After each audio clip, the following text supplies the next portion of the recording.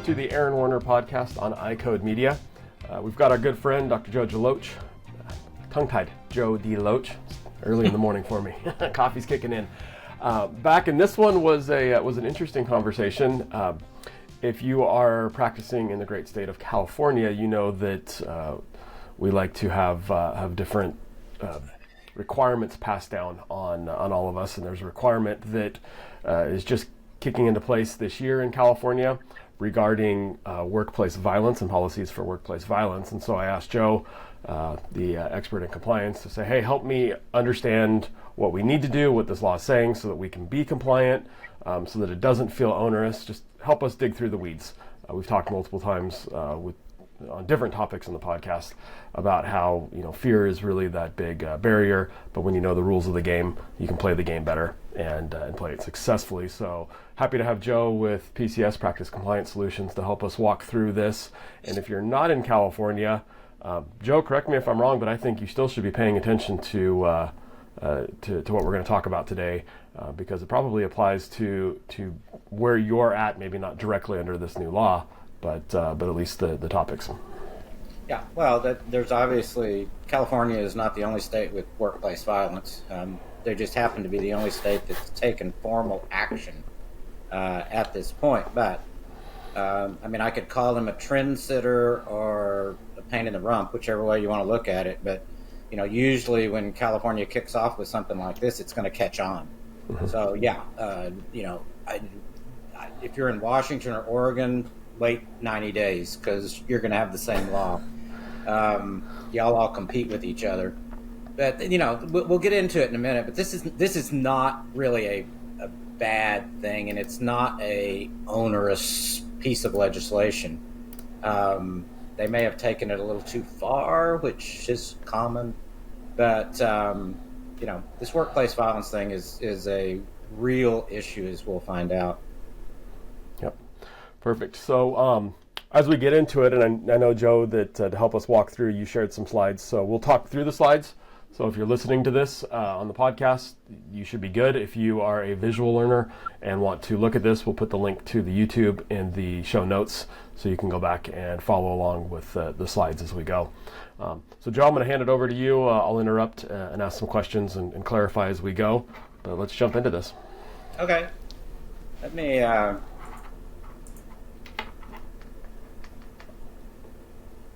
Pulling that up.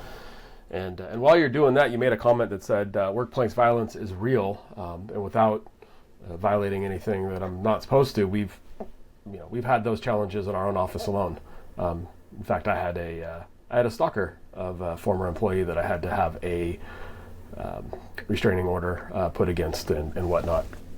And certainly, whenever you get individuals together, there's differences of opinions, there's challenges, there's patients come in all shapes and sizes and ideals, and so it's I think workplace violence, as we'll talk about, comes in various forms, and making sure that we know how we're addressing it is important. All right, you got the slide up. Here we go. Yeah. So this is, as we'll find out in just a little bit, the law requires separate, distinct employee training. And so I just most of these slides I just pulled out of the employee training module that PCS has, but really just, as you said, some people are visual learners, and there's so much kind of detail associated with this new law that we thought it'd be a good idea to at least have something to look at while we're chit-chatting about this thing. Absolutely. All right, so let's jump into it. So, I think the first thing that comes up, and I've lectured on this extensively all across the country, and I talk about workplace violence, and, I like to look out in the audience and see, people are paying attention or asleep or whatever, but I'm looking for those eyebrows to come up, and I get a lot of eyebrows go up when I talk about workplace violence, because most people are like, really? This is kind of a made-up issue, isn't it? And actually, the statistics to me are a bit staggering. My office would be the last place I would think we'd have people beating each other up. But this is literally what is happening. So you see, this National Health Council statistics are pretty amazing. and it, that over 500 people killed in an office, because they got into a fight over something. It's just amazing. That last statement, and I will talk about mass attack quite a bit, but these statistics don't include mass attack, mass shooter thing, all that. That's a whole much bigger topic that we'll cover very, very slightly. But this is stuff outside of the crazy stuff that happens, like a mass shooting or anything like that. Yeah, so that's amazing to me. That in the 21 to 22, you had almost 60,000 injuries. Yeah. So not somebody just got shoved or yelled at, but injured, and then over 500 fatalities. Yeah, that's staggering. Well, injury is we'll define injury in a little bit, but these statistics are actually physical injury. Mm-hmm. It's not you made me feel bad and I'm injured. This were actually physical injury. People were hurt. So it's pretty crazy. There's a few more, just to kind of show you that most of the violence we're talking about here actually is between coworkers. The good news is that's not where most of the bad violence happens. The bad violence comes from usually an outside source. We'll get into defining violence in a little bit, but usually the most serious stuff like major injuries and even fatalities come from some craziness that comes in from the outside. So we don't really typically see employees, killing each other. Those usually come from outside the office. But here's the one that shocks everybody, and that is, where is most workplace violence occurring? And it's actually occurring inside the healthcare industry. So it's in our offices. That's pretty amazing to me that healthcare was singled out as the place people are beating each other up the most. Why do you think that is? Well, I think we can get to that in a second. I got one more slide, and then we'll talk about why do we think that is. So again, this here's the slide. This carries us to 2023, and that's a bad slide unless you're looking at your your profit and loss. Yep. That's a bad slide when it's bad things happening, and it is literally almost becoming logarithmic.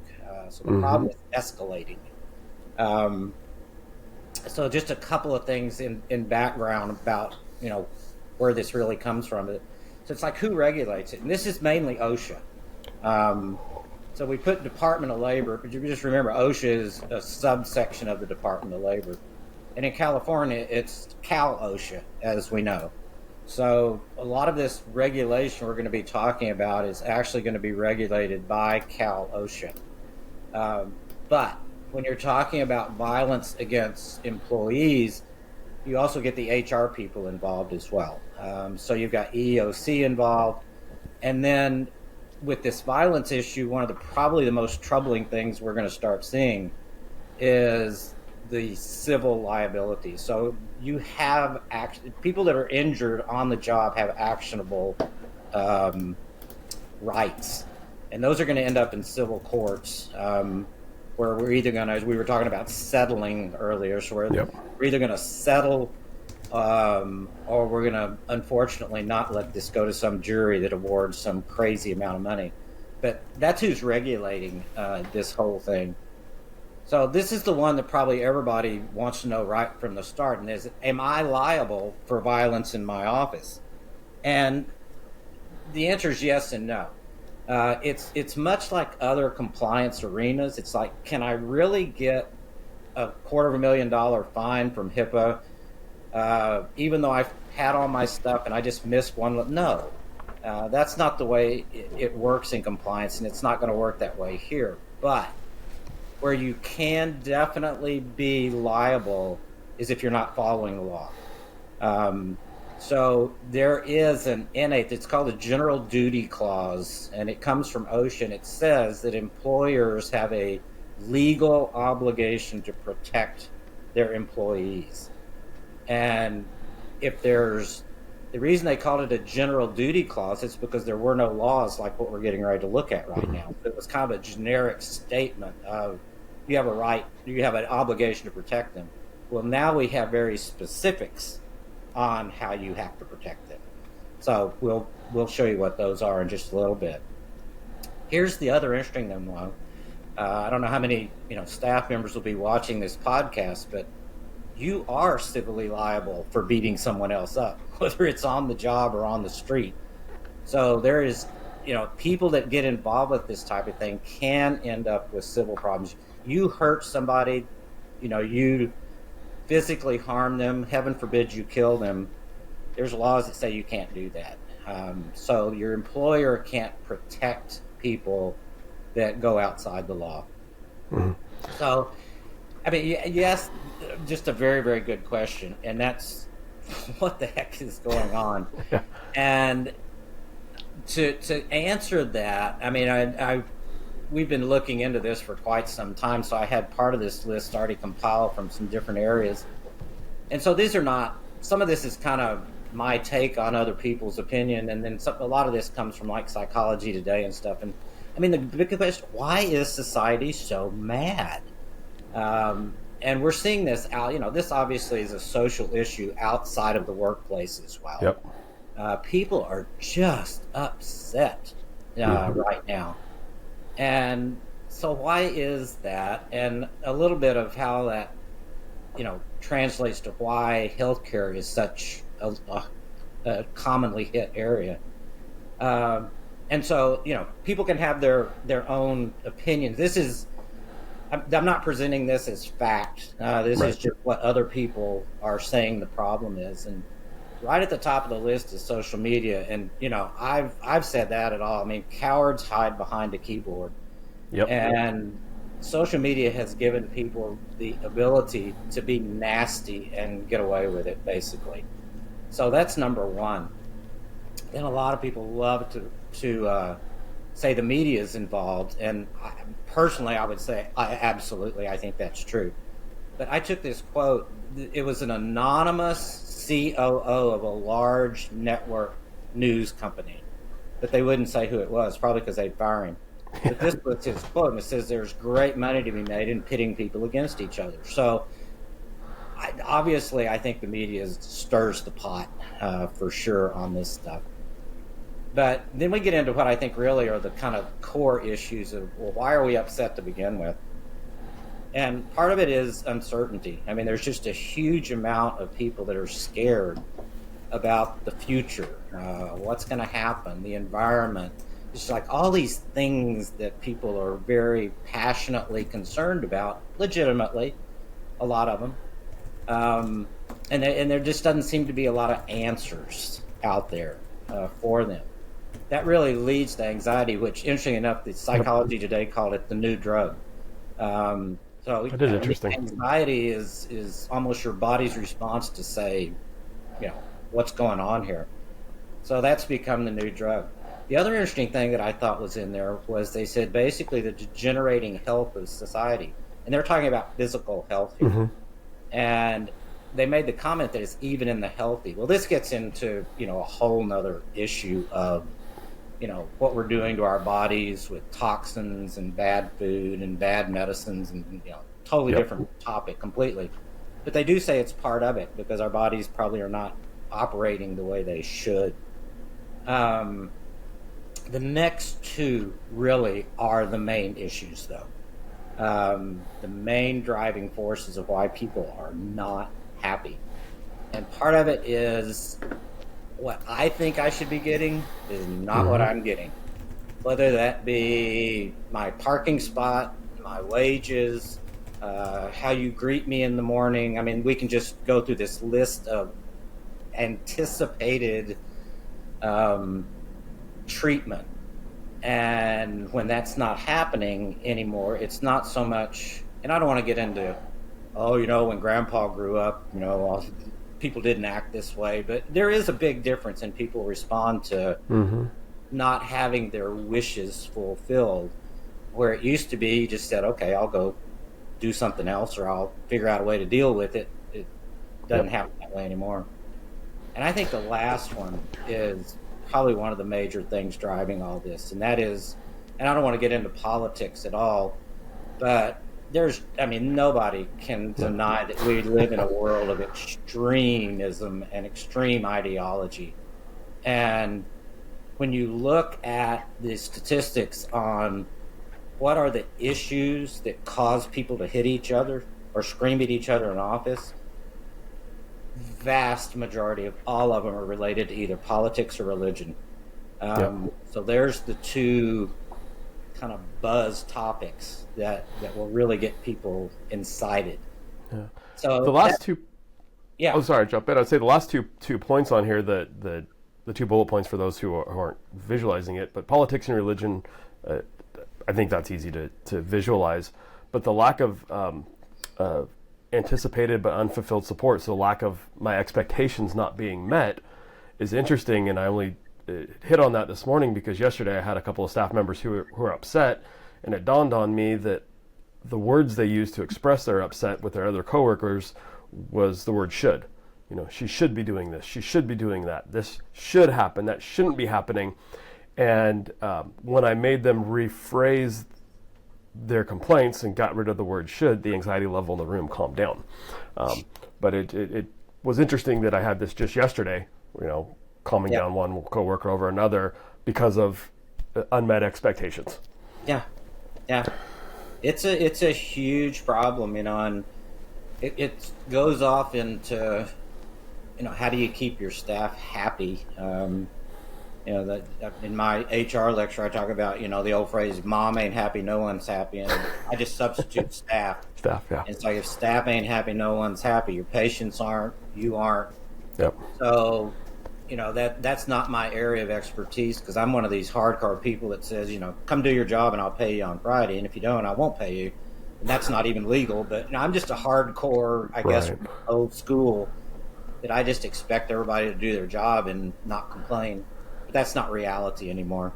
No. I mean, you got great people in Vision Source. You know, Laurie's kind of she can talk on the topic of managing your staff all day long. But whether you know, if I was still, you know, had a practice, it would be difficult for me. But I would have to listen to people like her, because it's not my nature. I'm not going to say to be nice, but my expectations are pretty high, and that kind of gets in the way sometimes of really making sure your staff is really, really happy. But that you have people to help you do that kind of thing. But yeah, it's a big problem. And your comment about should, I mean, that starts moving toward like a legal accusation. Mm-hmm. It's like you should, because there's some law, there's some reason. That's an interesting comment. Well, it's what I like about it, I'm glad you brought up Lori, because what I've learned from her, and I'm very much more like you, right? Come up, do your work, and go home. In fact, I've been quoted as saying, you know, hey, if you wanted this to be fun, you'd pay me to be here. You know, places like that are called Disney, where you go and you walk around all day and you go home at the end of the day stinky, sweaty, your feet hurt. You know, you don't want to talk to anybody anymore, but you paid a couple $100 for the experience. Yeah. You know, work for me, you go home the same way, stinky, sweaty, your feet hurt, don't want to talk to anybody, but I had to pay you to be there. But culture is something that actively is working on. You can't just, you know, have it. And so maybe this law will help at least shine some light on those that aren't actively building their culture. Yeah, that culture is hard because, you know, you have to have the patients, the staff are happy and do all we call them Laurie games, and all that stuff. On the other hand, you do have a business to run. Yeah. And ultimately, the decision has to be what's best for the business. That should mean that's what's best for the staff. But ultimately, you do have a business to run. Yeah. Always want to add that in. Yeah. See, there's that should word again. Yeah. It always throws that curveball. Yeah. This I just found literally last night as I was reviewing this, and that's pretty significant to me. I mean, that's pretty awful. 52% of Americans admitted feeling extreme anger every day. Extreme anger every day. I mean, we are an angry group of people. That's insane. Yeah, and it's this rage that we see going on. Um, it's pretty interesting. I think part of it, I could add to that list why are people so mad.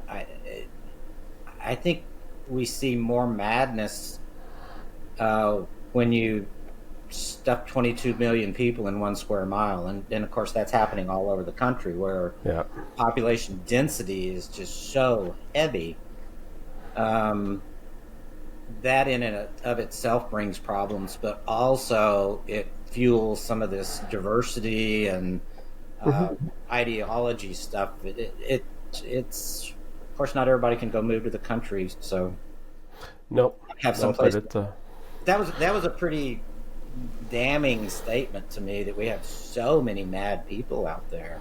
well, that explains why that we're having trouble finding officials and referees and umpires for youth sports. If half the fans on the sidelines are experiencing extreme anger on a daily basis, Yeah. I don't want to be the target of that rage. So interesting. Well, so we can go down the rabbit hole here, but so what is workplace violence, right? So people are mad. Yeah. Well, They're causing it. Yeah, that's key. Yeah. Let me. This is important too because this came directly from OSHA. And so they actually had a task force, and they studied what creates specifically workplace violence, not even so much why are people mad. So what type of job creates more workplace violence? And this was it. I mean, high-stress jobs. And so just as you're going through this list, just think healthcare, check, healthcare, check, healthcare, check. Because we check off almost every box. So high-stress jobs, yeah. Working with volatile people, yeah, 52% of the population.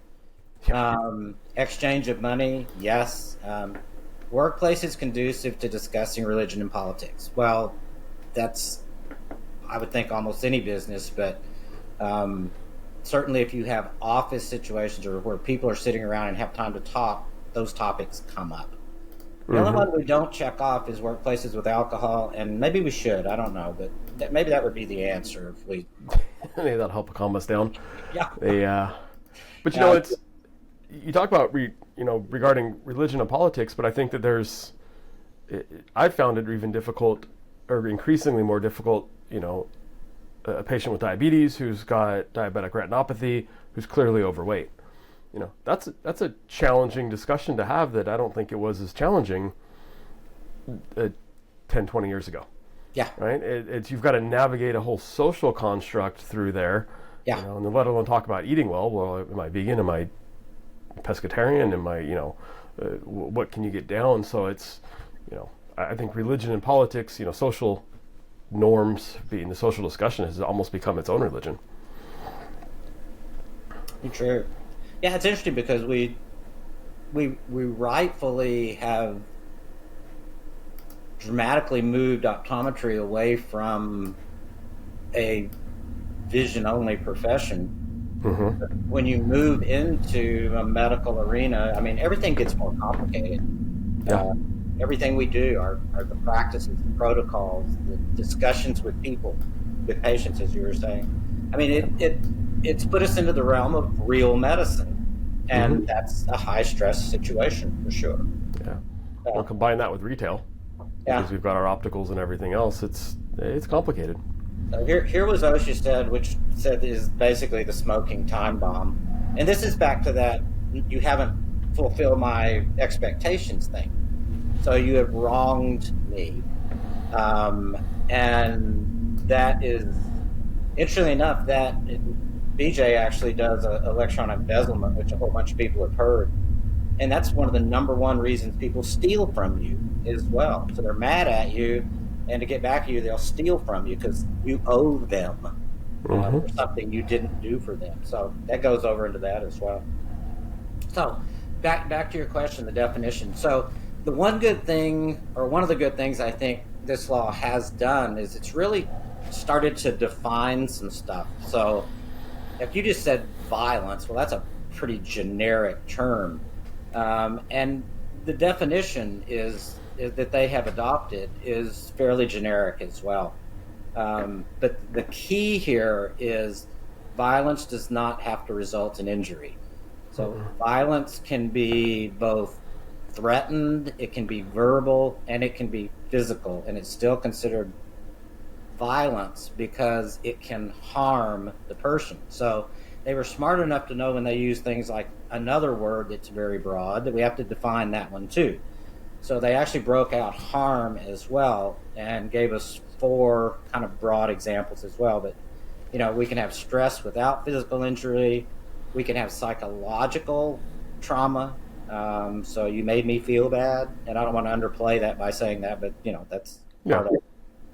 Then we have the physical injury. And then they had a subcategory that if a weapon's involved, that is like automatically considered violence. So that's the definition that we're working under now. The Myopia Collective.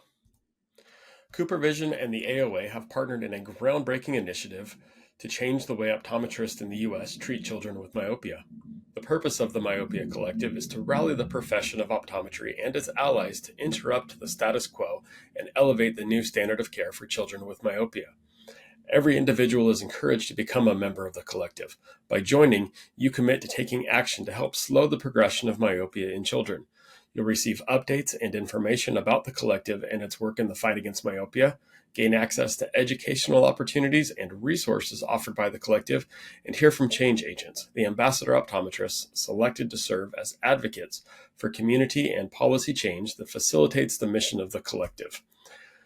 Scan the QR code or click on the link in the show notes to join the collective today. Hey there, eye care professionals. Are you ready to elevate your patient's visual performance to the next level? Introducing Vision Edge Pro, the ultimate visual performance supplement. Vision Edge Pro is packed with mesozeaxanthin, lutein, and zeaxanthin in a precise 10-10-2 ratio. This powerful blend has been clinically shown to increase macular pigment density, enhancing key aspects of visual performance like contrast sensitivity and vision and glare. But that's not all. Vision Edge Pro also includes 300 milligrams of DHA and EPA, meeting the daily requirements for omega-3s as recognized by leading health organizations. This means your patients get comprehensive eye health support in one easy supplement. Whether they're driving at night, working on screens, or enjoying the great outdoors, Vision Edge Pro helps them see clearer and live better. So why wait? Recommend Vision Edge Pro to your patients today and help them achieve their best vision ever. Contact your local MacuHealth representative for more information and to be sure to use code PODCAST2024, that's PODCAST 2024 at checkout on MacuHealth.com for special discounts. Vision Edge Pro, where clearer vision meets enhanced performance. Interesting. Oh, and to go on, they've even categorized it. And this is kind of worthless, to be honest with you, but as we're going to find out later, if you have these incidences, you have to follow an investigation plan, and you will be required to categorize the violence. So this is kind of a reference go back to. Mm-hmm. So there's 5 types actually. So type 1, remember we said that most of the really serious stuff comes from an outsider, not a patient, somebody that has nothing to do with the business. And that's type 1 violence. It's somebody that just walks in off the street and does something. Type 2 is our customers, clients, patients, vendors, etc. Type 3 is by current or former employees, supervisor, managers, and they included spouse or domestic partner of such.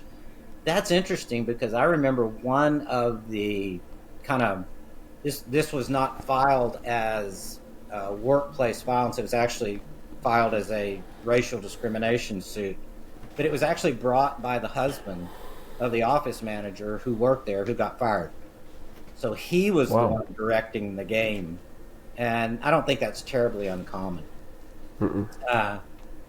Type 4 is someone who doesn't actually work there but has a relationship with the employee. So you see how broad they've made this. This could be your cousin, your friend that you live with, not necessarily a domestic partner, but just a friend that you live with. I mean, so it can be anybody like that.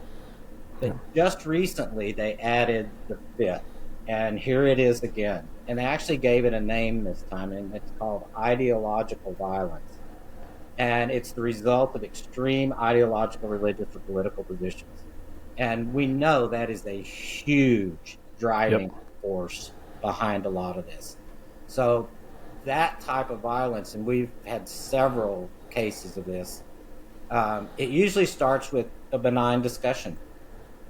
Did you watch the debate? Yep. And then it just goes downhill from there.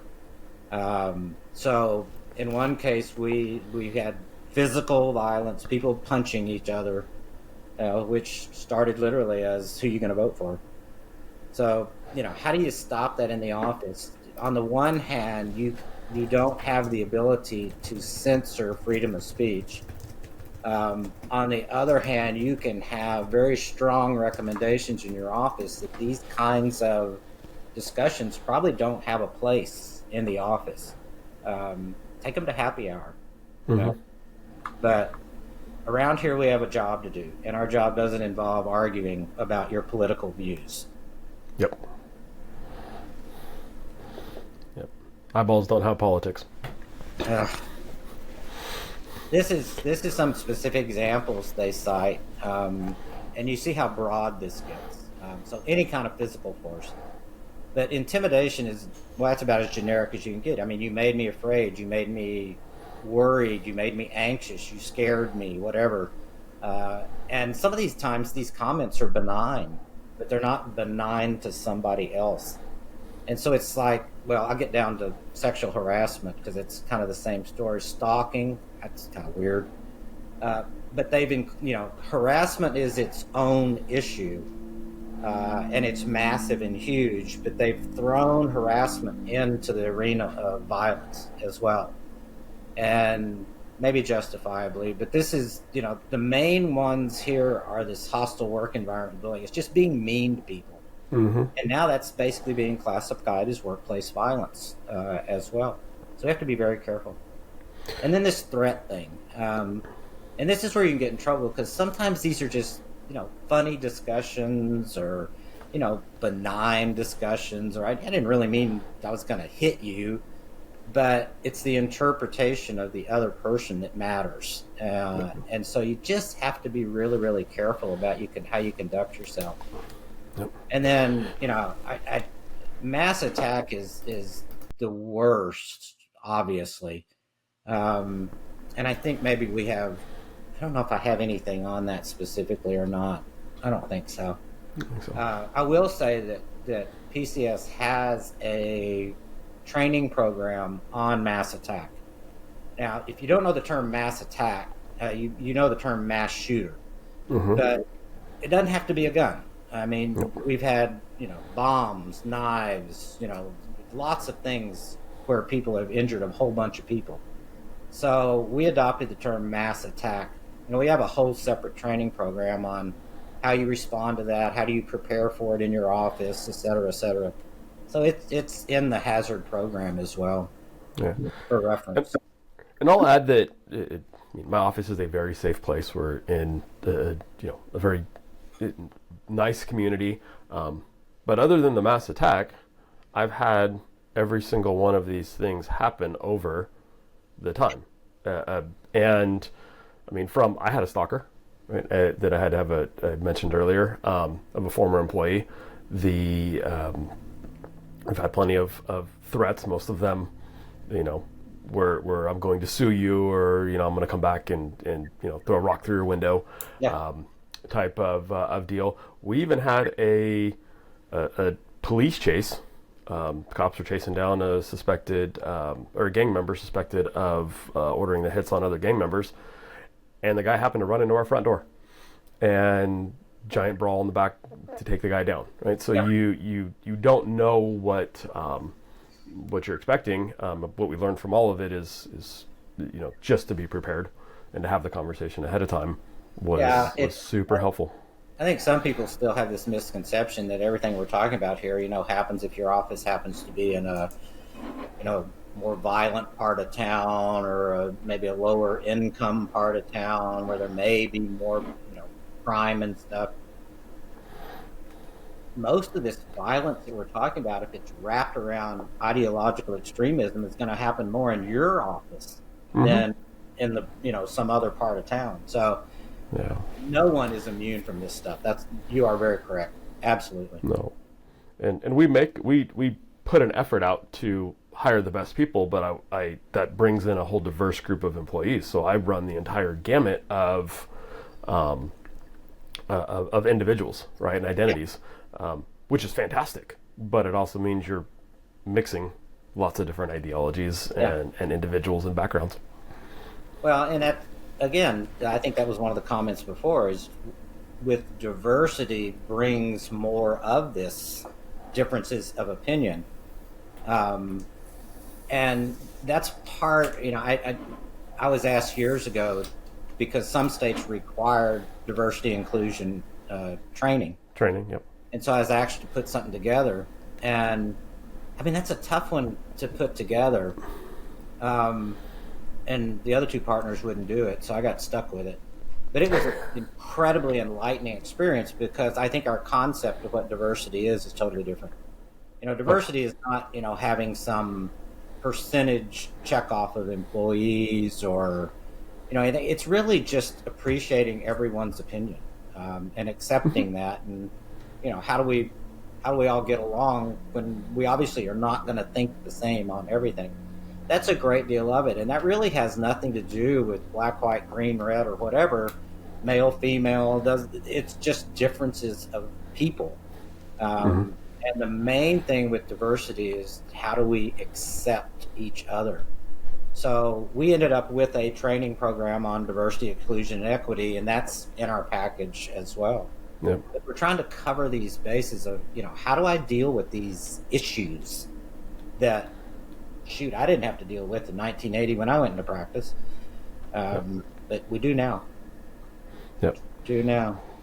So, and handled properly, not handled properly, I shouldn't say it that way, but addressed and welcomed properly, I think it adds more excitement, more fun, more engagement. I don't want to eat a plain hamburger every day, right? Yeah. I want to go have some Mexican food. I want to have some Asian, Chinese food. I want to have, I want to try something new. I want all different spices in my diet, because it makes it exciting. Yeah.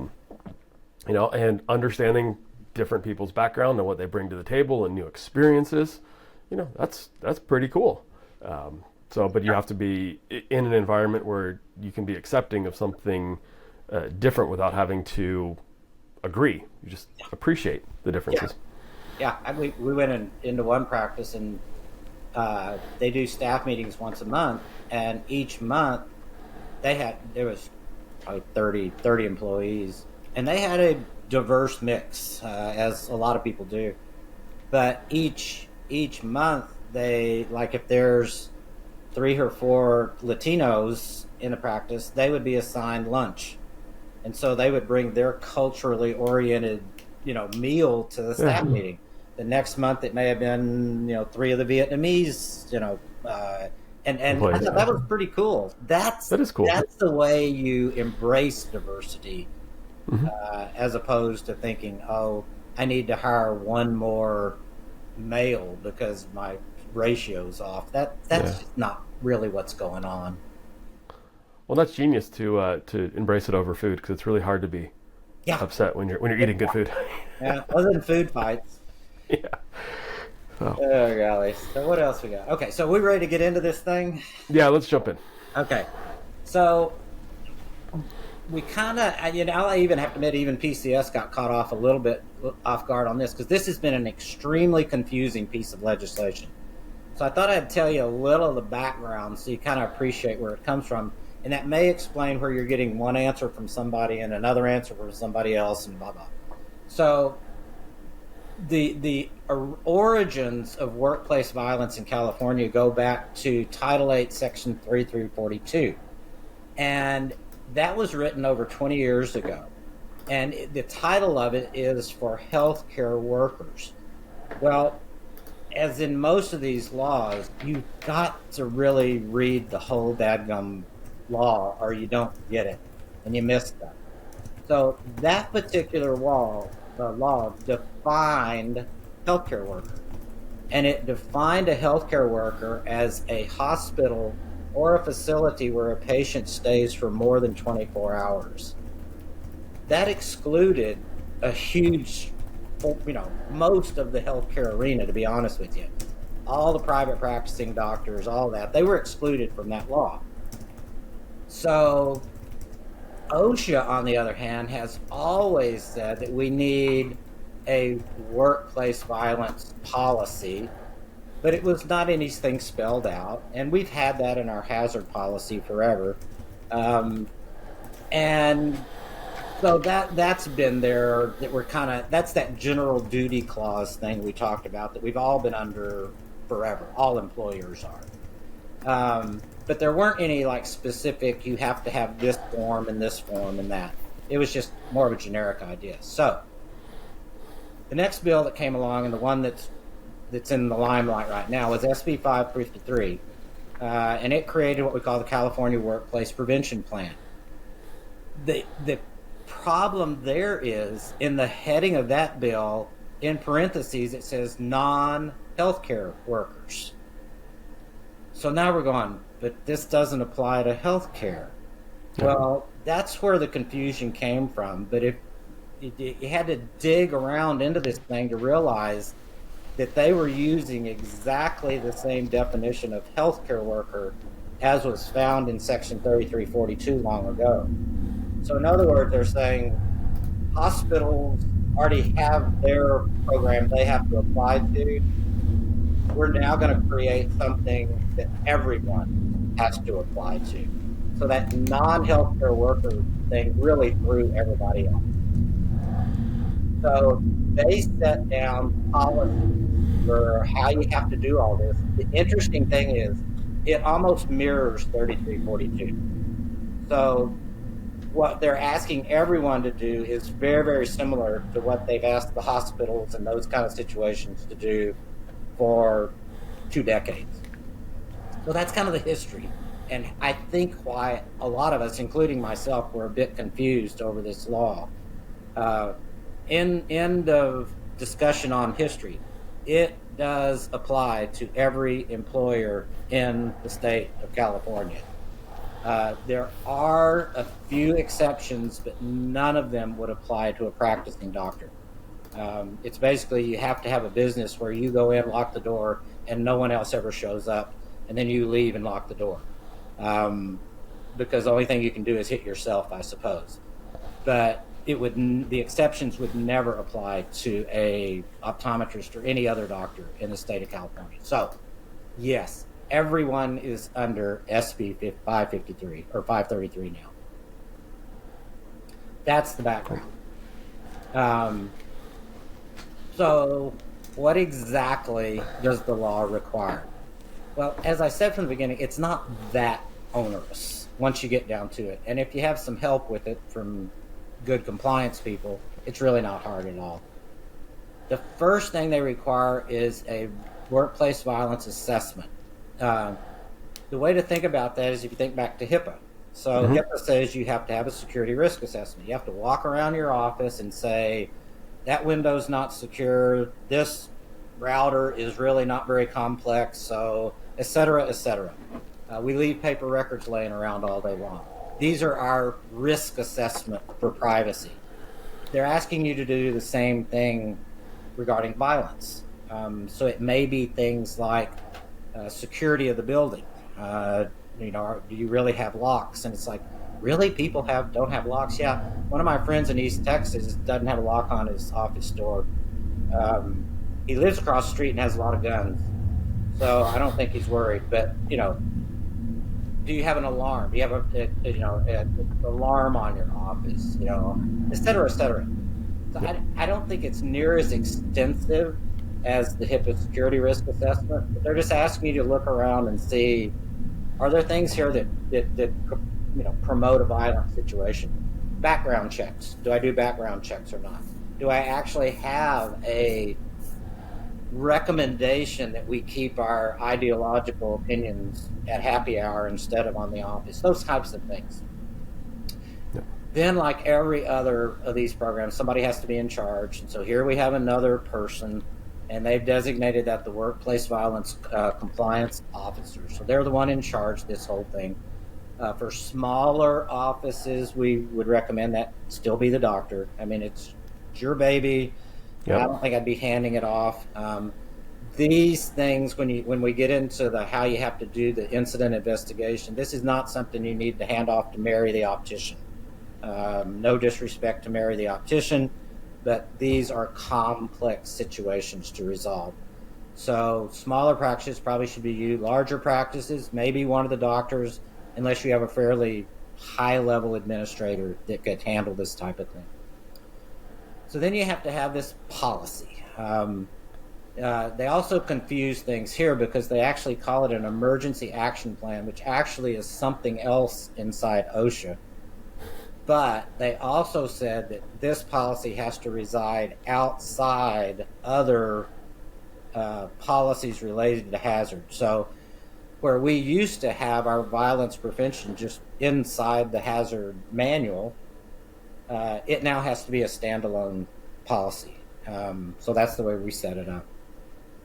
That policy is not dramatically complicated, and I'll actually show it to you in a minute.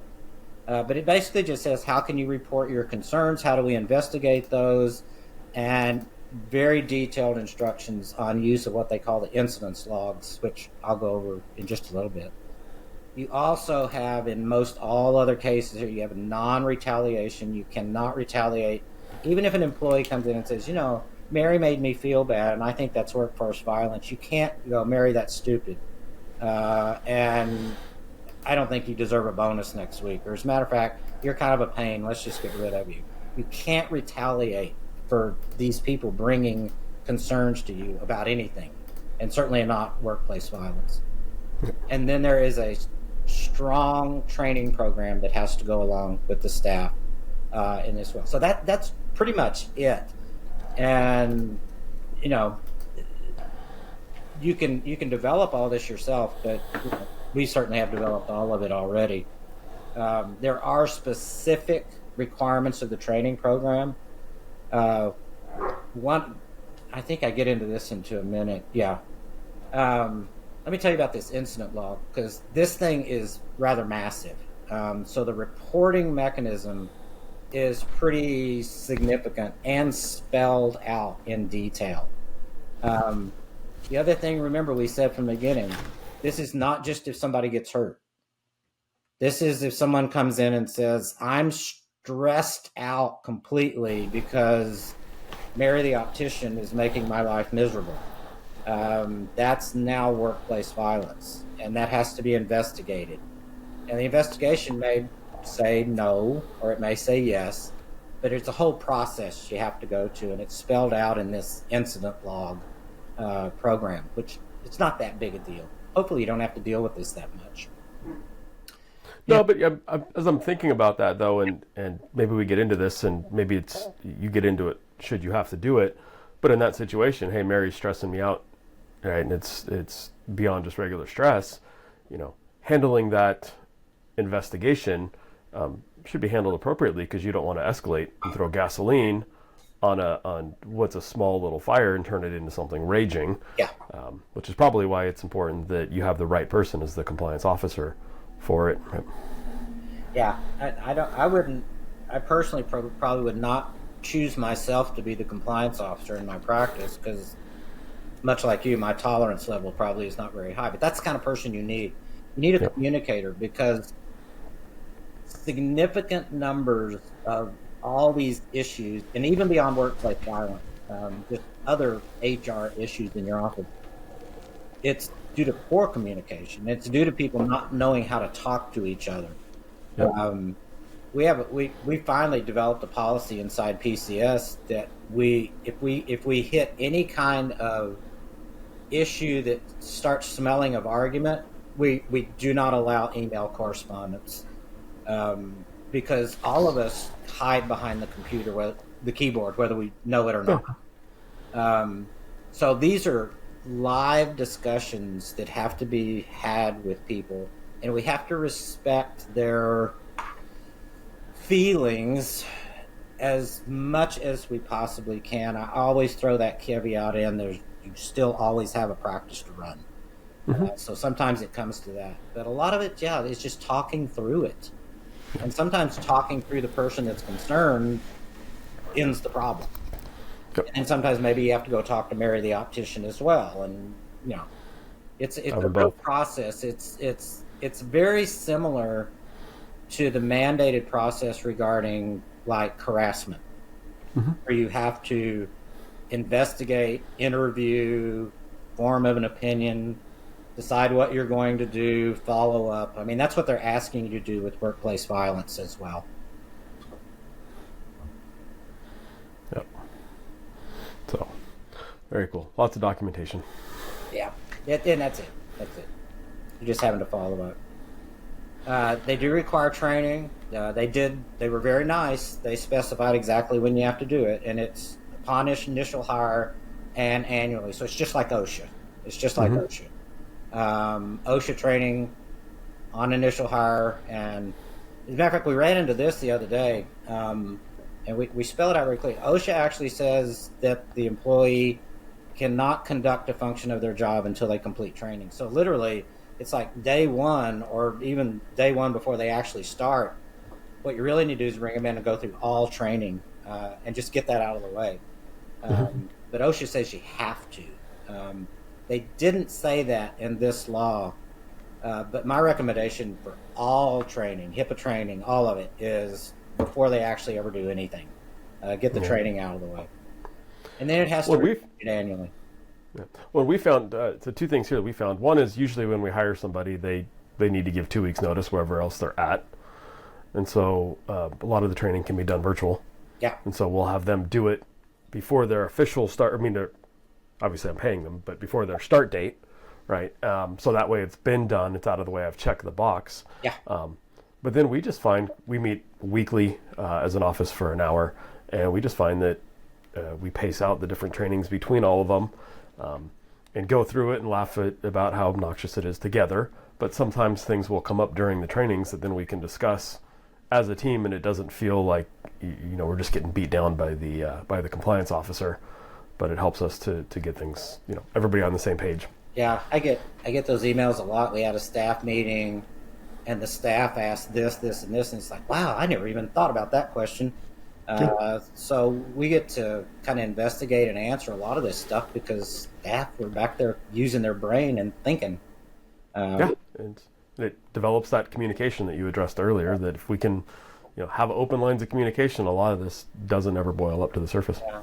And interesting that, in the staff training, we talk about this because in this law, they made it very, very, very clear that employees have the ability to have input into all of this. So they literally have the ability to go to the compliance officer and say, here's an idea I have for our policy. Would you consider that? So they legally can provide their input. They have a legal obligation to participate in any investigation that's reported. So they can't say no. But they have access as well. I don't think it's in this. We get into more of this in the employee training, but these incident logs are anonymous. So there's no names in the incident log. It's just, employee A, employee B, whatever you want to do, but they're anonymous reports. And employees have access to all incident logs. They can review them anytime they want to. So they've made this very, very transparent. Yeah. And what I found that's interesting on that, because when I first heard of this, and quite frankly, a lot of this just parallels, the documentation requirements for being a doctor, right? Yeah. And I remember colleagues freaking out when Sunshine was talked about. Everybody's going to see how much I get paid by a company because I'm a KOL or I speak for them or whatnot. One, I don't think I've never had a patient look up and say, hey, you work for somebody, right? Or you've gotten paid by a company and by being on their ad board or whatnot. But I think the fact that it's there, it just helps open the transparency and the comfort and the trust level. Yeah. If you try to hide something, what are you hiding? If people know they can go look, they never do. Yeah. But it just helps with the transparency and whatnot. Yeah, the trust. A lot of times that makes people mad is just saying you can't. They don't want it. They just don't want to be told they can't. Yep. The last point on this stuff, and this has come up as well, and this happens when states create these unique programs, is sometimes they create their own program and you have to use that program. Or they create a state training for employees and you have to use that. This law is very specific in stating you do not have to use any particular program for your policy or any particular employee training. You can make your own. You can use your compliance company's training as long as it complies with what we say has to be included. So they have these model documents. I personally would not rely on them because they were not created by OSHA. They were just like model stuff that were created by when they created the legislation. So Cal OSHA has said they're going to create their own model. So down the road, we may be changing these policies up a little bit based on their interpretation. But it's really interesting. They said, don't hold your breath. We probably won't have those ready for another year. The law, I don't know if we busted through this. The law actually went into effect July 1st. Okay. But I think that's on your next slide. Yep. Yeah, could be. Enforcement, though, does not happen until January 1st. So just because it went into effect and you don't have all this stuff in place, they're not going to come in and haul you off to jail. The enforcement, they've given us basically a 6-month window there to get all the ducks in a row. But you can get the ducks in a row in 2 hours, so it's not that complicated. Yeah. Well, what I've found is that, and you've dealt with more offices that have run into challenges than I have, but I've certainly gotten my fair share of calls in my role in being visible within Vision Source, which usually I pass them on to you guys, is the ones that have all their other compliant policies in place. One, typically aren't the ones calling me because they've got things set up or they just want to verify. But the ones that are missing out on OSHA or HIPAA issue, they don't have anything.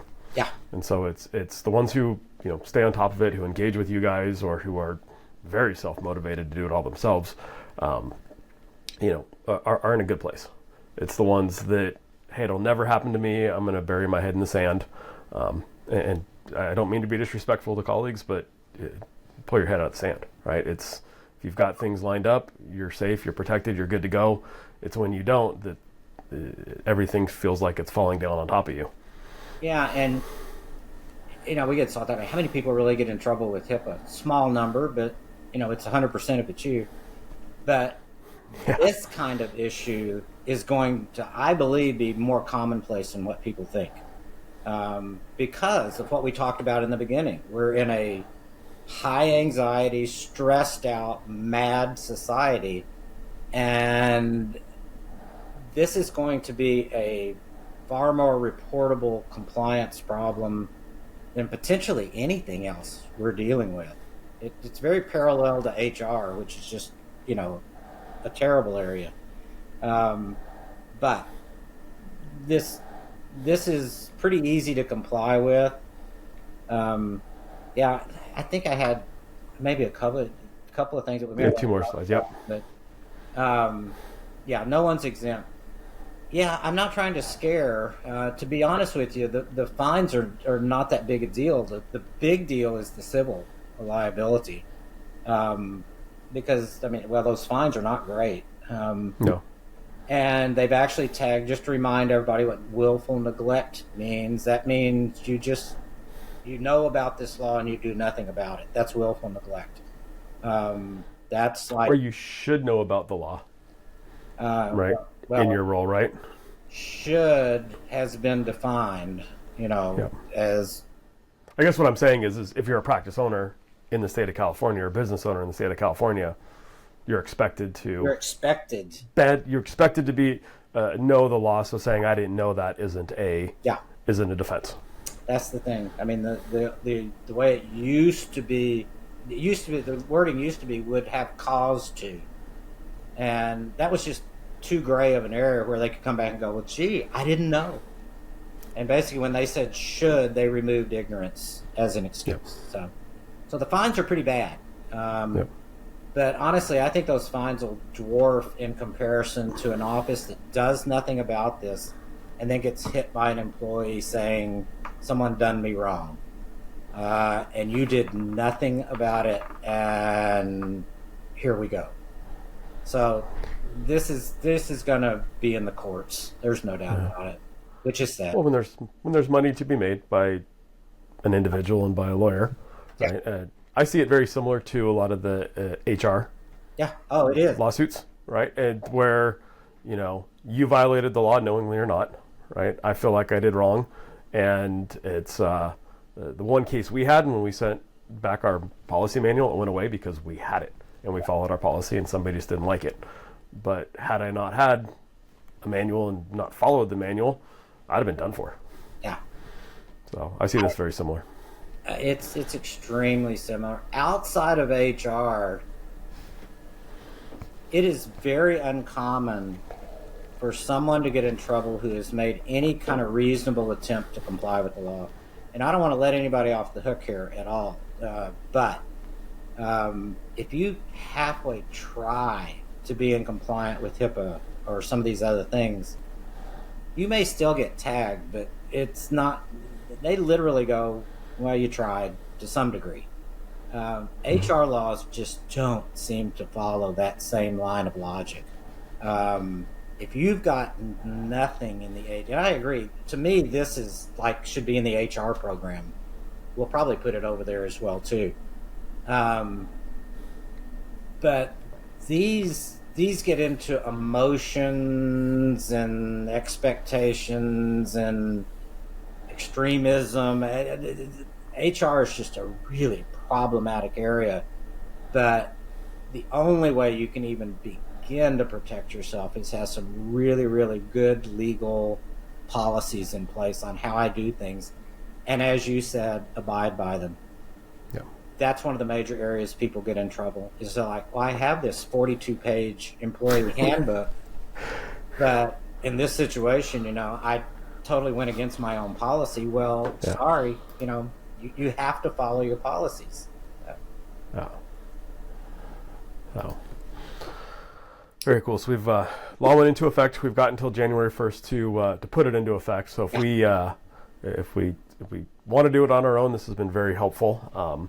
And certainly there's the Cal OSHA websites to look through. But I like the easy button, which is engage with PCS. Yeah.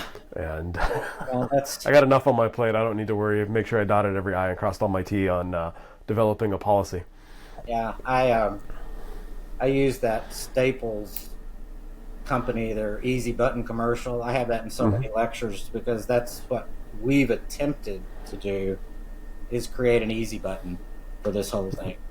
This one is the major easy button, let me just tell you, because we developed the training log, we have the policy in place, we have the training module for employees. It's all just sitting there ready. You answer 5 questions, it creates all your stuff, and you're done. Other than, this will definitely be, this will be a definite staff meeting discussion. Yep. But obviously the staff are going to become aware of this because they have to do the training. Unless you want to imply reckless indifference, which I don't recommend. Don't recommend at all. I'll have your contact information and PCS's contact information in the show notes, so those who aren't engaged with PCS can reach out. We talked about the easy button, but in all honesty, I expect patients to engage with me as their eye care professional. I expect primary care doctors and pediatricians to refer to me as appropriate as the professional in the eye care space. Right? I am not going to be hypocritical and try to do a compliance job when that's not my professional space. Yeah. Right. I think it's well worth the financial investment, which is minimal, to engage with professionals so that it's just done right. I can focus on what I do and have you guys focus on what you do. Yeah. I call them factory jobs. When I was young, we liked to tinker with cars. As a matter of fact, I like to rebuild old Volkswagens. And, it's a very simple engine, a very simple car, and I could take those things apart in my sleep. I now have a big Ram truck that I don't even think I could replace the air filter in because it's so complicated.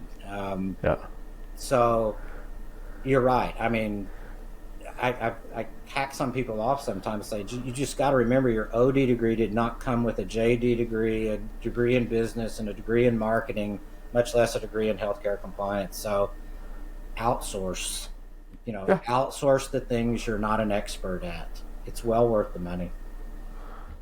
Absolutely. Like I said, it's the easy button, and we've found, we've talked about this before on the podcast, and Lori's the expert on it, which the more we talk about this, I think one of the future podcasts is having her on to talk about how we turn all of this positive.